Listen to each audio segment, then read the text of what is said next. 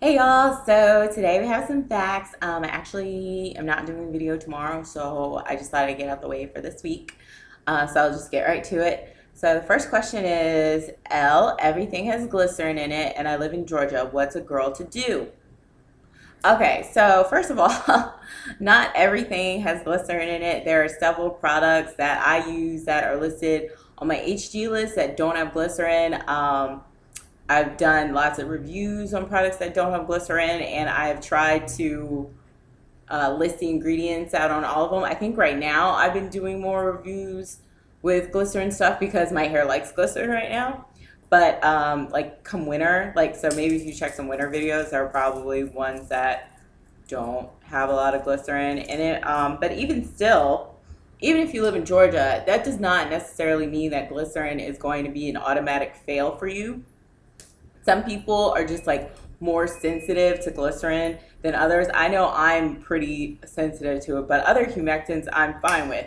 So just test out some other products and see how they're working for you. I know I definitely answered a question the other day on the blog that listed out, I did like an outline of products that do not contain glycerin. So that would be really helpful to you. But like I said, you can also just experiment, especially if you seal correctly, meaning like if you use a pomade after you put on your styler, and that will keep from the moisture from the air from penetrating your hair as much and making your hair frizzy. So that's just another good tip as well. And I know like just making sure things with glycerin are mixed with water to like dilute it. You don't want to put like straight glycerin on your hair. That's you're gonna have a bad time. But anyway, yeah, that's pretty much it.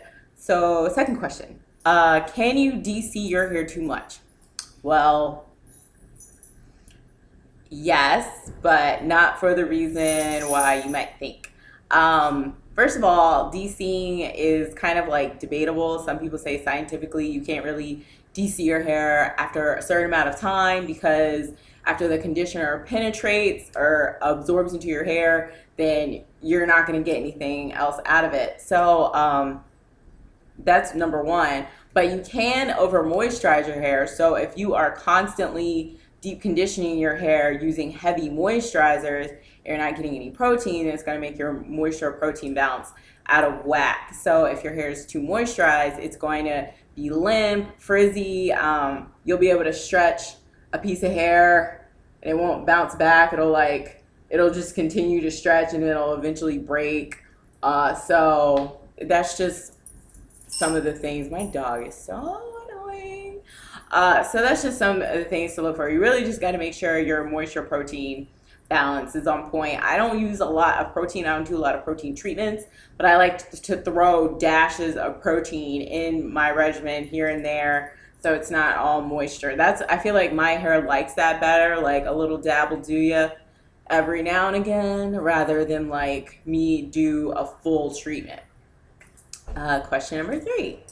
How much and how often did you trim throughout your grow out process? Well, I'm only one third of the way with my grow out process. I don't really expect my hair to be where I want it to be for like another 2 years, I would say. Even maybe even three. I don't really know. It depends on my length retention. But anyway, I'm rambling. I have only trimmed my hair once, and I trimmed about an inch off. I'm not one of those people who thinks you have to trim your hair every 6 weeks or every other month. To me, as long as your ends aren't looking ratty, you don't really. To me, you don't need to trim it. I trim my hair when it looks ratty, or if I see like a lot of split ends, then I'm like, okay, let's trim it. But besides that, I've never been a huge fan of trimming hair just because I suck at it and I don't like going to the salon. Okay, fourth question. How do you use your Longaid gel? Well, I use my Longaid. First of all, I use the regular kind, not the extra dry formula. The extra dry is the green one and the regular is the blue one. I like the blue one way, way better because the green one has protein and no thank you.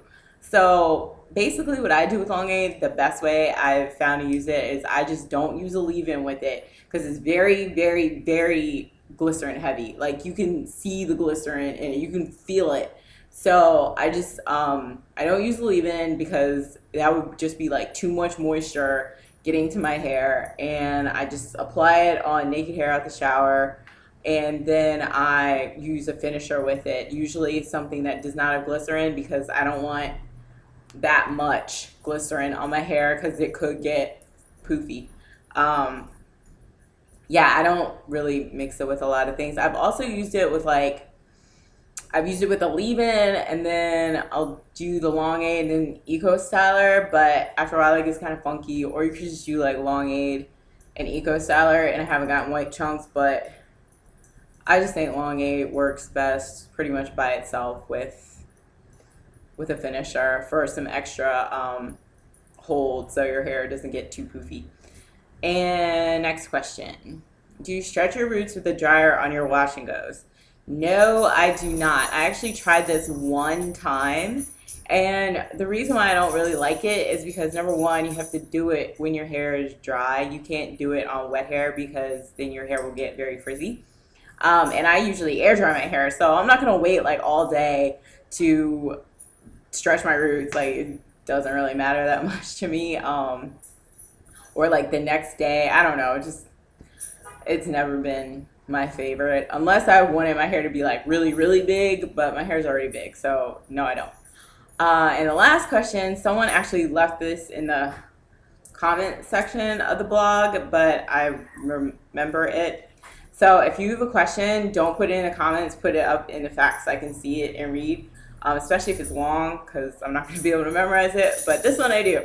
So they asked me, they said they wanted to color their hair, and they were like, but I heard coloring hair is bad for natural hair. Well, in a nutshell, coloring hair is bad for, not bad, but it's not good for any kind of hair, because in order for the dye to lift your color, you have to lift your cuticle. Now, if you're going darker or you're just using like, what is it, like a semi-permanent gel, not demi-permanent or permanent, it really just coats the hair strand, but it can still be drying. But if you're lifting your color, that's even more damaging because you have to lift your cuticle.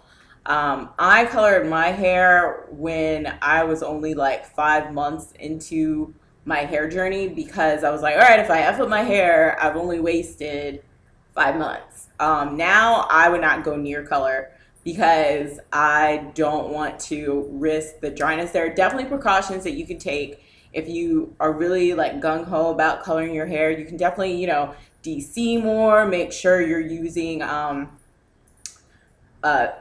like treatments that will correct the pH of your hair, like acidic treatments in order to close your cuticle back down. But for me, like you're going to have to care for your hair more. You're definitely going to have to concentrate on how you're caring for your hair. That it's the same thing as relaxed hair. Like I don't think that relaxers are the end of the world, but you do have to be more gentle with your hair after you go through a chemical process like that. So it really just depends on what you want to do.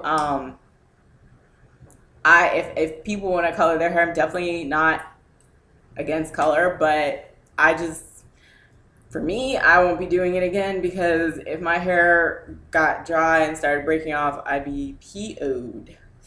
But yeah. All right, so that's pretty much it, and I will talk to y'all later. Bye.